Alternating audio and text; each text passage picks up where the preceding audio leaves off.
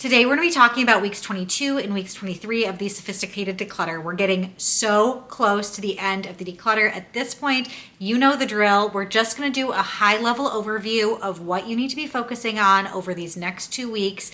There's tons more details and content available on all of the channels and platforms listed in the description box below. So with that, let's start on week 22 and what you can expect. Week 22 is slated for our craft supplies. Whether you're somebody who absolutely loves crafting, maybe you have kids craft supplies like I do and craft supplies for myself, or you have a smaller supply, you're not a big crafter yourself, you don't have kids.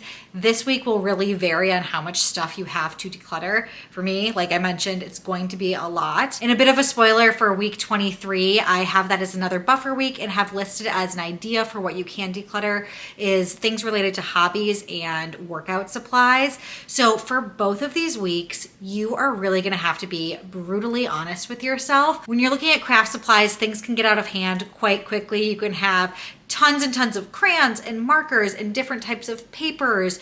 But what you want to do is make sure everything is in good working condition. There's a nice list of questions you can go through that you're asking yourself as you work through craft supplies. And again, it's going to vary whether they're supplies for children or for adults.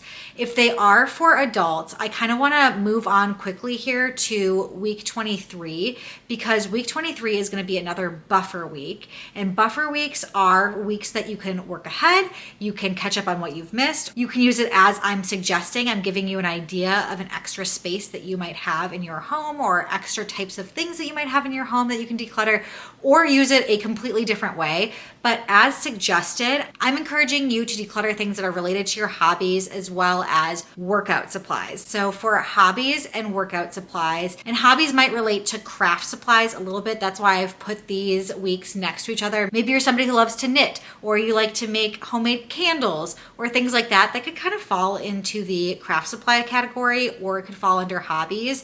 So I like that these 2 weeks blend together. But in general, with both of these weeks, and especially when we're talking about hobbies and workout supplies and workout gear, you're gonna have to be so brutally honest with yourself because you really need to figure out what's realistic. That is often the case with workout gear. People spend tons of money on workout gear and it just sits there and collects dust. As I keep saying, you need to be brutally honest with yourself. Is this something that's been sitting there and collecting dust for months or years? And now is gonna be the moment where I'm going to start using it?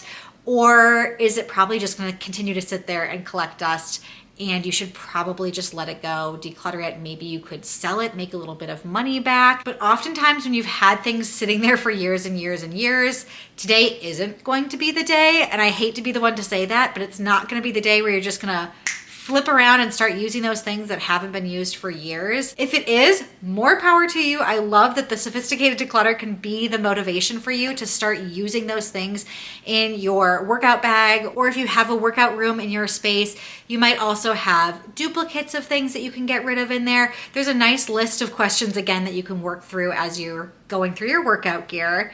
And then other hobbies, this is going to completely vary. So it's hard to give a lot of specific advice on hobbies because your hobbies could be dirt bike racing, or again, they could be something small at home like knitting or painting. But with hobbies and projects, ask yourself, is this something that I'm actively working on, actively participating in, or is it a hobby that I kind of started and then it fell by the wayside and I have all the supplies that just sit there and I don't have time to do it often, I don't enjoy doing it often? Ask yourself all of those questions as you're going through and decluttering and figure out what your true passions are, what you have time for, what you have space for in your home, and that will help you with this extra buffer week. And with that, that's pretty much all you need to focus on weeks 22 and weeks 23. Keep it up. We are so close to the end here. I am incredibly proud if you've been sticking with me this entire time. If you have, please leave a comment below letting me know that you're still with me, you're sticking through it. I have a couple more of these videos coming to finish out the sophisticated declutter, but until next time, I will see you all later.